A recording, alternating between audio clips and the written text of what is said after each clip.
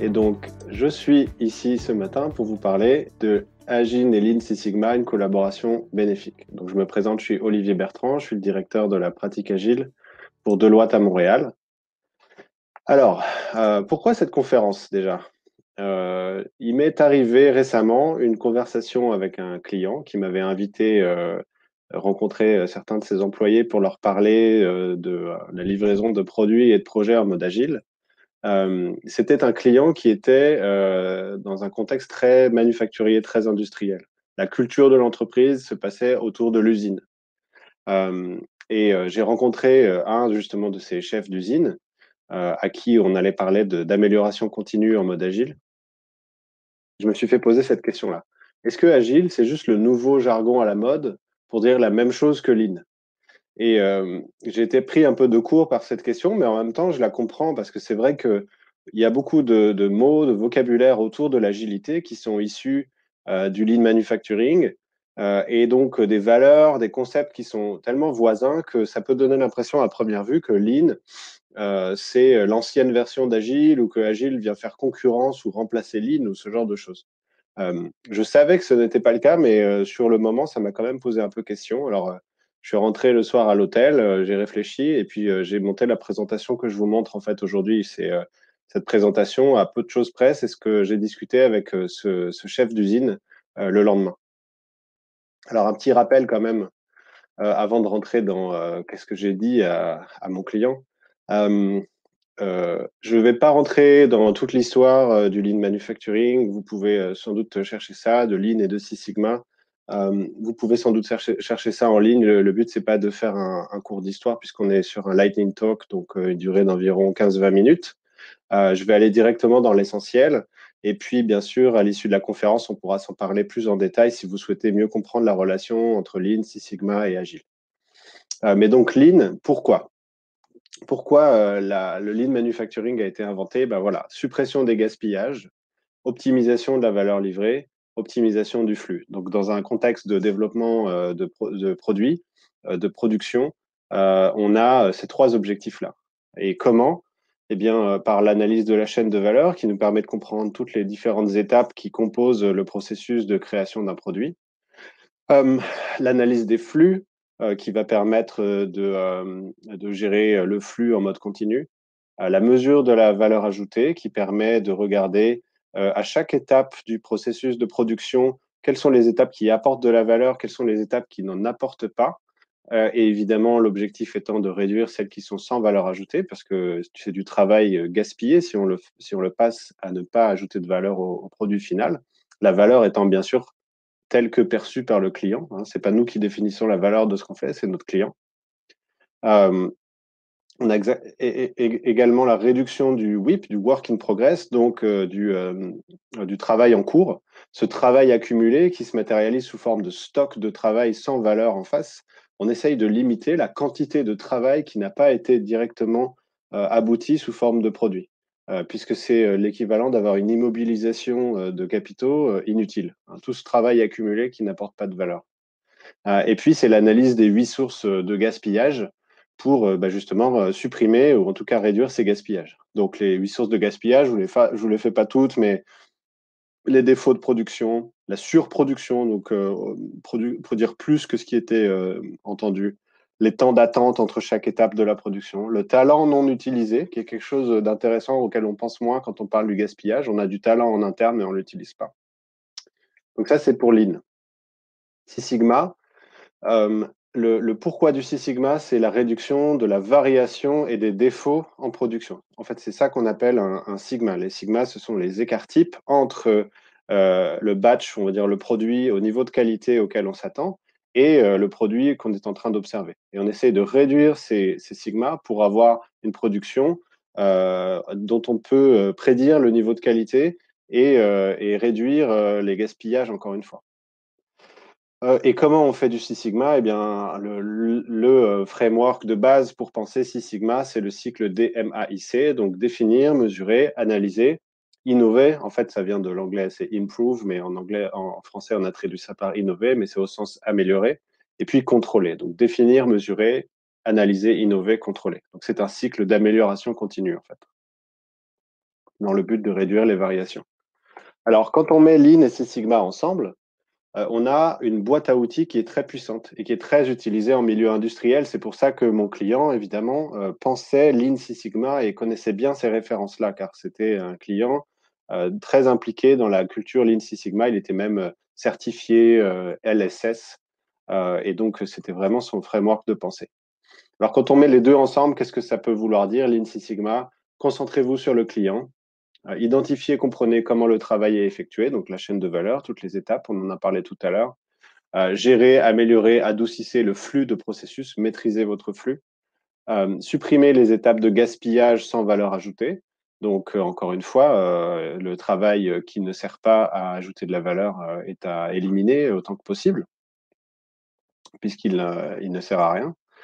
Gérer par les faits, mesurer, réduisez les variations. Donc là, il y a toute la notion évidemment du Six Sigma et de la réduction des variations. Impliquer les gens et les équipes dans le processus. Donc là, il y a la culture bottom-up du Lean, c'est-à-dire que ce sont par les gens, par les équipes de terrain qu'on va trouver les bonnes solutions pour réduire les gaspillages, réduire les variations, optimiser la valeur. Et puis garder un état d'esprit d'amélioration continue, bien sûr. On a parlé du cycle des MAIC tout à l'heure. Donc l'idée du Lean Six Sigma, ce n'est pas, il n'y a pas un début et une fin, ce sont des cycles répétés d'amélioration. Donc si je repense à mon client tout à l'heure, voilà ce qu'il me disait finalement, ce chef d'usine. Je comprends les principes de Lean Six Sigma et les outils qui sont associés. Et maintenant, on me parle de Agile et ça semble très similaire. Est-ce que c'est la même chose? Est-ce que ce sont deux méthodes concurrentes? Et puis, comment les réconcilier? Alors, voilà avec quoi je suis revenu. Moi, j'ai fait ce dessin-là. Organisation, livraison, client. Donc, on a une organisation, des gens, des processus, une technologie, qui, par le biais de projets, livre de la valeur à des clients. En fait, pour être plus précis d'ailleurs, et c'est le moment d'introduire la différence entre projet et produit, le projet, c'est quand on a un nouveau produit à créer. Le produit, c'est quand on maîtrise ce produit et qu'on le livre de manière régulière à nos clients. Donc, quand vous commandez un iPhone 12, Apple n'a pas un projet dédié pour l'iPhone 12 de Jean-Luc. Ça passe par leur ligne de produits. En revanche, quand ils veulent lancer l'iPhone 13, ben là, ça passe sans doute par un projet. Donc, le cycle de développement, c'est cette partie-là, c'est la partie projet, produit, client. Alors que le cycle de production, ce qu'on appelle le cycle de production, c'est la partie du bas, c'est-à-dire quand on a un produit qui est maîtrisé, qui est produit de manière régulière pour des clients. Alors, c'est important de comprendre la distinction entre le cycle de développement et le cycle de production, parce que la plupart des entreprises ont ces deux cycles qui tournent en parallèle, mais comme vous pouvez comprendre, ce ne sont pas des cycles avec la même fréquence. Cycle de développement, on est plutôt dans le monde de l'inconnu. Hein, on est plutôt en train de découvrir ce qu'on va pouvoir mettre en œuvre pour livrer cette valeur, ce produit à ce client. Dans le cycle de production, on est plutôt dans le connu. On a sûrement déjà fait ce produit et on répète l'opération et par contre, on essaie de réduire les variations, les gaspillages dans ce cycle-là. Dans le cycle de développement, les investissements sont déjà engagés. On a déjà engagé les investissements. Par contre, ils ne sont pas encore amortis. On a financé un projet, mais on espère obtenir de la valeur plus tard et que nos clients, évidemment, achètent ce produit et s'investissent dans notre entreprise. Dans le cycle de production, par contre, les investissements sont amortis. On a déjà acheté les machines. Ça fait déjà un moment qu'on les utilise. Et maintenant, on est là pour rentabiliser cet amortissement, cet investissement, pardon. Dans le cycle de développement, on est plutôt dans le monde des risques. La valeur, elle est devant nous. Atteindre la valeur, c'est devant nous. Donc, les problèmes sont plutôt dans le futur que dans le passé, même si évidemment, il peut y avoir des problèmes en développement. Dans le cycle de production, on est plutôt dans le monde des problèmes. Il peut y avoir des risques également, en particulier les risques de santé et de sécurité qui sont très aussi présents dans Lean. Mais on parle plutôt du monde des problèmes. Vous avez sûrement déjà vécu des situations où il y a des problèmes en production et il faut intervenir rapidement. Pour le cycle de développement, l'unité de temps à laquelle on pense généralement, c'est plutôt en mois, voire en années. Dans le cycle de production, en revanche, ce produit, on le produit probablement presque tous les jours. L'unité de temps, c'est plutôt le jour. Dans le cycle de développement, on parle plutôt de projet ou de programme. Dans le cycle de production, on parle plutôt de produit. Dans le cycle de développement, la métrique de durée, la définition de la durée, c'est plutôt le time to market, la durée que cela va nous prendre d'arriver à livrer ce produit sur le marché. Tant qu'on n'a pas atteint ce time to market, on est en train d'investir sans voir de retour. Dans le cycle de production, on parle plutôt de lead time, la durée entre laquelle on a reçu une commande et on est capable d'honorer, de livrer cette commande. Et encore une fois, le time to market, on parle plutôt en termes de mois dans un cycle de développement. Il peut y avoir des exceptions, mais c'est plutôt ça, l'ordre d'idée. Alors qu'en production, on parle plutôt en jours pour le lead time. Ça peut même être en minutes, hein, mais en tout cas, c'est beaucoup plus immédiat. Enfin, dans le cycle de développement, on parle de valeur future. La valeur, elle est devant nous. On est en train de travailler à la livrer dans le futur, alors que dans le cycle de production, la valeur, elle est actuelle. On est déjà en train de la livrer de manière régulière et récurrente à nos clients. Alors voilà, quand on a bien compris la distinction entre ces deux cycles, c'est là qu'on peut placer Agile et Lean et commencer à comprendre qu'Agile et Lean ne sont pas concurrents, mais tout simplement, ils s'appliquent sur des territoires différents. Ce sont des boîtes à outils et des philosophies qui s'appliquent sur des territoires différents. Agile agit plutôt dans le cycle de développement, Lean plutôt dans le cycle de production. Petite parenthèse d'ailleurs, on a besoin des deux, il n'y a pas de hiérarchie entre le développement et la production. On a besoin de cycles de développement pour améliorer la production. On pense à tous les projets d'amélioration, on pense à la refonte de certains systèmes cœur de l'entreprise, etc. Tout ça, c'est par le biais de projets qu'on le fait pour améliorer la façon dont on produira plus tard nos services. Et à l'inverse, on a besoin du cycle de production pour financer le cycle de développement. Une entreprise qui ne serait qu'en mode projet, qui n'aurait pas d'opération, ça existe, mais c'est assez rare parce que souvent, on a besoin à un moment donné d'amortir les investissements qu'on fait et pas uniquement d'investir. Donc, pas de hiérarchie entre les deux. Les deux sont tout aussi importants et se nourrissent l'un de l'autre. Alors, si on revient maintenant sur Lean Six Sigma, donc concentrez-vous sur le client par des outils comme la voix du client, identifiez, comprenez comment le travail est effectué, la chaîne de valeur, avec par exemple l'analyse de la chaîne de valeur, qui est un outil très utile. On appelle ça Value Stream Mapping en anglais, très utile dans la boîte à outils Lean Six Sigma. Gérer, améliorer, adoucissez le flux de processus. On pense au flux unique, la réduction du work in progress de production, donc la réduction des stocks intermédiaires de travail non réalisés. Supprimer les étapes et le gaspillage sans valeur ajoutée. On pense à la mesure du temps à valeur ajoutée qui fait partie du value stream mapping, la réduction des gaspillages, le 5S qui est l'optimisation de l'espace de travail des employés. C'est bon pour leur bien-être, mais c'est bon aussi pour leur efficacité, pour éviter qu'ils aient des mouvements inutiles et non efficaces. Gérer par les faits, réduire les variations. Donc, on pense par exemple à l'analyse de la régression, le diagramme de Pareto, qui sont des outils classiques du Lean.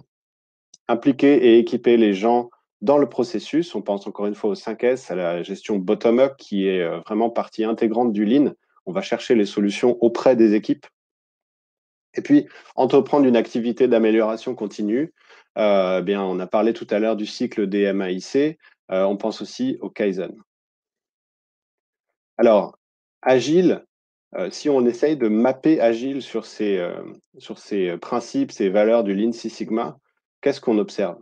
Eh bien, on peut prendre la même liste et voir comment Agile y répond. Concentrez-vous sur le client, évidemment, le rôle du product owner, les sprint reviews, les démonstrations de notre produit, le fait d'écrire des histoires utilisateurs, c'est-à-dire de définir le besoin du point de vue de l'utilisateur. Eh bien, tout ça, c'est se concentrer sur le client. Euh, pour ce qui est du flux de travail, comprenez comment le travail est effectué. On pense au découpage du travail sous forme de user story, donc le découpage d'un produit global en petits incréments de valeur.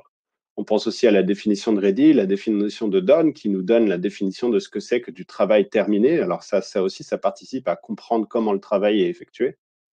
Au niveau de la gestion du flux de processus, on pense à la livraison itérative, la réduction du work in progress de développement, du WIP de développement. Donc, de la même manière qu'on essaye de limiter la quantité de travail accumulée sur une chaîne de production, la quantité de stock intermédiaire, eh bien, également, en développement, on essaye de limiter la quantité de travail sur trop de choses en même temps. On essaye de focaliser nos équipes de développement sur ce qu'ils auront la capacité de livrer à l'intérieur d'un sprint pour ne pas avoir un WIP trop important.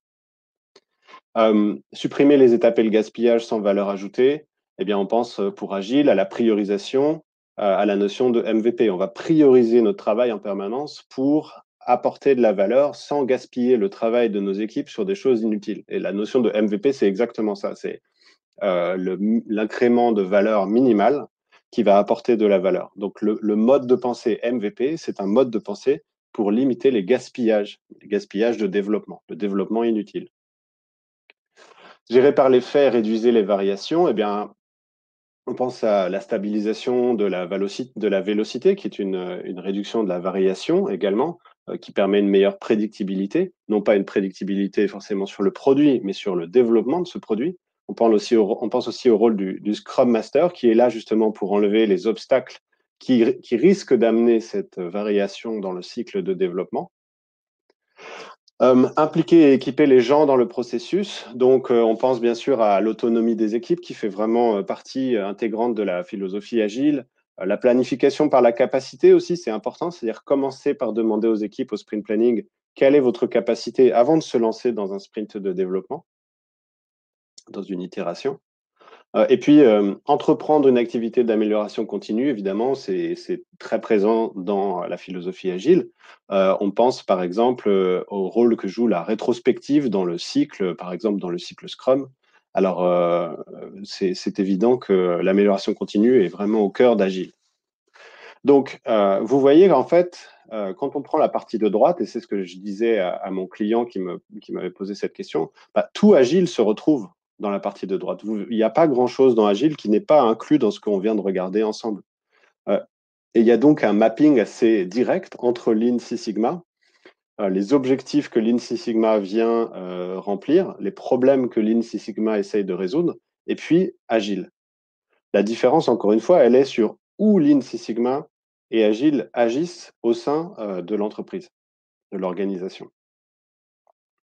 Et donc, ma conclusion avec ce client, ça a été de faire ce petit diagramme ensemble et de lui dire, voilà, Lean et Agile, ce sont deux approches qui ont une philosophie commune, mais qui s'appliquent sur des territoires différents. Lean se focalise principalement sur le cycle de production, alors qu'Agile se focalise davantage sur le cycle de développement. Et si on optimise la production d'un côté grâce à la boîte à outils Lean et qu'on optimise le développement de l'autre côté grâce à Agile, eh ben, on obtient une organisation qui est efficiente. Évidemment, on pense plutôt au côté Lean pour ça, et adaptable, c'est-à-dire qui aura la faculté de s'adapter à des changements de conditions extérieures et intérieures en développant des nouvelles solutions. Et donc, voilà, en conclusion, c'est ça que je voulais vous montrer aujourd'hui. C'est la réponse que j'ai fait à ce client pour lui expliquer pourquoi Lean et Agile ne sont pas en concurrence, travaillent ensemble, mais à des endroits différents de l'entreprise et dans le but d'avoir une organisation efficiente et adaptable. Alors, merci beaucoup. Je vous invite à me rejoindre dans le salon des partenaires pour me poser vos questions. Ça me fera plaisir de continuer la conversation avec vous. Bonne journée.